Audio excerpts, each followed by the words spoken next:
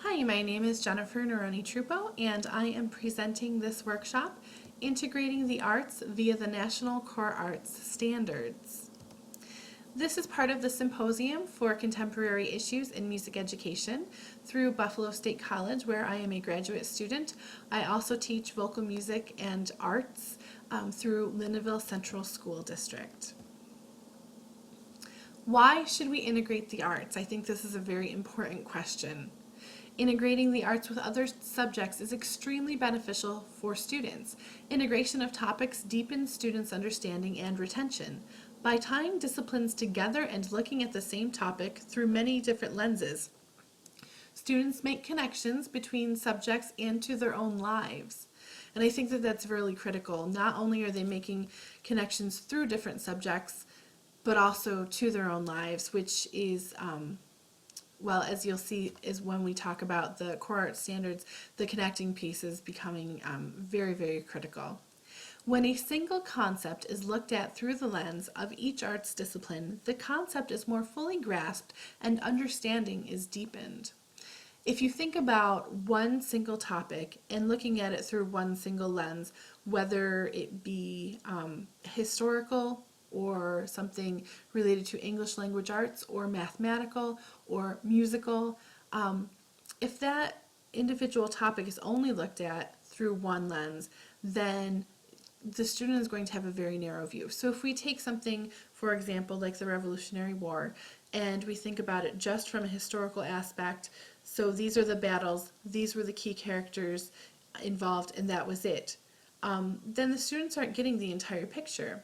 But if you bring in different pieces of literature, whether from that actual time period or maybe novels that have been written about different battles, or maybe biographies written about George Washington or key players in the Revolutionary War, and then you bring in maybe a mathematical aspect, talking about the numbers of soldiers and the ratios between the between the American soldiers and the British soldiers. And then you bring in the musical aspect of these are the drummers and these are the buglers and these were some of the songs that were played during that era. And this is, some of the folk dancing that would have happened during that era. And then you take into consideration the different pieces of artwork that were created during that era, whether it be portraits or landscapes, things like that. When you tie all of these things together, it gives a much broader view of that subject rather than just this is the historical aspect of it, these are the battles, these are the people. It really makes things come to life, and when students can see things through all these different lenses, they certainly are going to understand it a whole lot better. They're going to make those connections between each one, and their knowledge is going to be strengthened. They're going to retain more. They're going to remember all of those different pieces because they're intertwined. So integration of the arts is incredibly, incredibly important.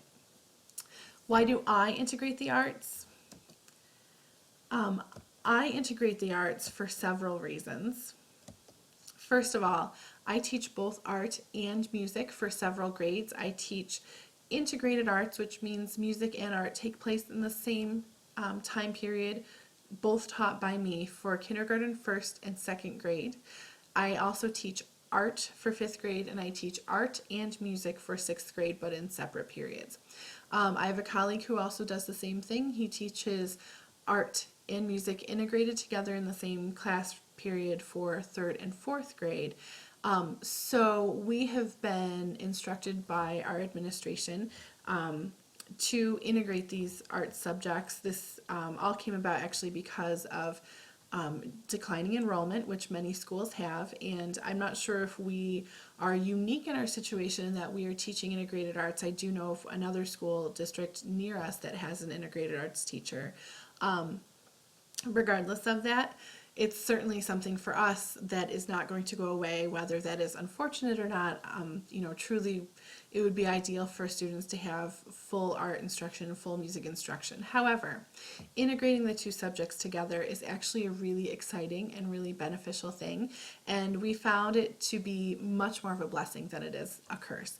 So It's been really an interesting topic for me to explore as I live it out each day in my classes, and I think that the students actually really, really enjoy it, and they get so much out of integrated arts, which for me in particular, I'm focusing on integrating art and music, which I'll talk about more later. So in my case, not only do my administrators encourage it, they require it for my district, though many districts, certainly probably all districts, administrators are going to encourage teachers to work collaboratively and across disciplines to create lessons and units and things that can be presented to their students, whether it be through music and art or other subjects. And certainly I believe that music and art should play a piece in that. I think it's very important that you include the arts in these collaborative lessons in this integration. And not only that, it's really excellent teaching practice to have arts integration. You know, like I've already mentioned, it's the students get so much more out of it. So, arts integration and overview. Arts integration can be viewed through two different lenses: integrating the arts into other core subjects such as math, science, history, and language arts. And it can also be integrating other subjects into the arts, including other arts disciplines.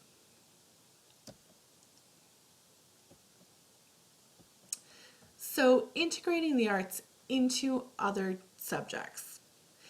Like I've already used the Revolutionary War example, that would be an example of integrating the arts into a historical agenda, so into the history piece of it. Here's an example from a case study that I found in an AP history class.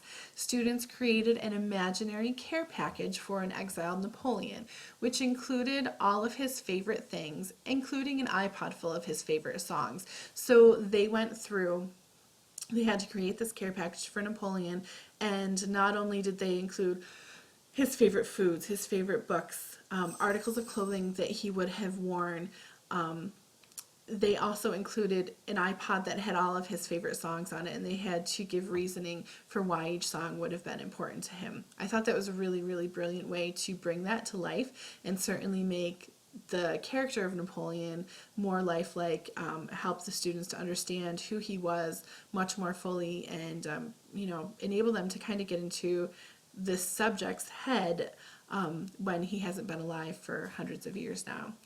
Another example was beastly art in music. This is from another case study where they took an elementary school, and from 2nd through 6th grade in this elementary school, students learned songs. They created art and science projects all about dinosaurs. And they learned to identify several different kinds of dinosaurs and many details about each one. They then participated in a multimedia presentation that included songs, recitations, murals, and slides, all created by the students in these grades. And you know, I'm sure that as they worked collaboratively together 2nd through 6th grade, because the students not only worked in their own grade level, they also worked across the grade levels, I am sure that they really that they learned so much more than they would have if it was just one class, one grade, all alone. And another example of integrating the arts into other curriculum, this one is celebrating art and music. And actually, this is a little bit more of pulling the two together, integrating other subjects into the arts as well as integrating the arts into other subjects. So this was a collaboration between Carnegie Hall and the Guggenheim Museum.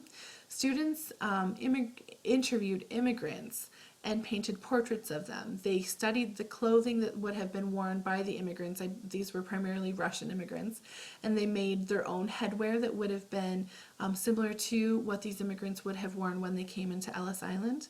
They studied classical music, particularly that of Tchaikovsky, and they talked about what life would have been like when he came to America to visit from Russia. The students studied architecture, they participated in concerts, and they wrote reflectively about their experiences and their learning. So this took place between Carnegie Hall and the Guggenheim Museum. Now, the National Core Arts Standards were rolled out in June of 2014. Um, this The National Core Arts Standards has been broken down into 4 artistic processes: creating, performing, or presenting or producing. So for music, it would be performing, and art for presenting. The third would be responding, and the fourth connecting. And these are broken down into 11 anchor standards, which you can see here. There's 3 anchor standards under creating: generalize and conceptualize artistic ideas and work, organize and develop artistic ideas and work, and refine and complete artistic work. And then under performing, we have analyze, interpret, and select artistic work for presentation, develop and refine artistic work for presentation, and convey meaning through the presentation of artistic work. Under responding, we have perceive and analyze artistic work, interpret intent and meaning in artistic work, and then apply criteria to evaluate artistic work. Under connecting, we have number 10 and 11, synthesize and relate knowledge and personal experiences to make art, and anchor standard 11 is relate artistic ideas and works with societal, cultural, and historical context to deepen understanding. And there's that connecting piece that's really, really critical, that really integration helps so much. You can find all of this at the national, at http://nationalartsstandards.org.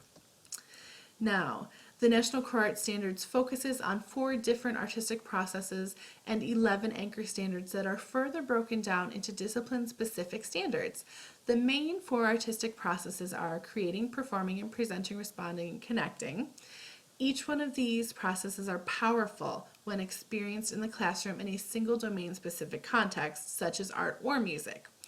Learning experiences in the arts become even more powerful when all 4 processes are experienced in multiple ways and through the integration of multiple arts disciplines, particularly through art and music.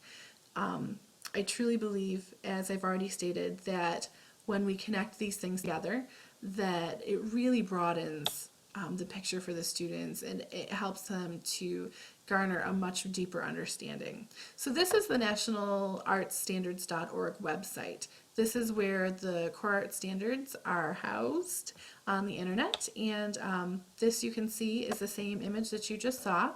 It lists the standards here. If you click over here, it tells you more about the standards, the rationale behind them, and why they were created, I'm sorry.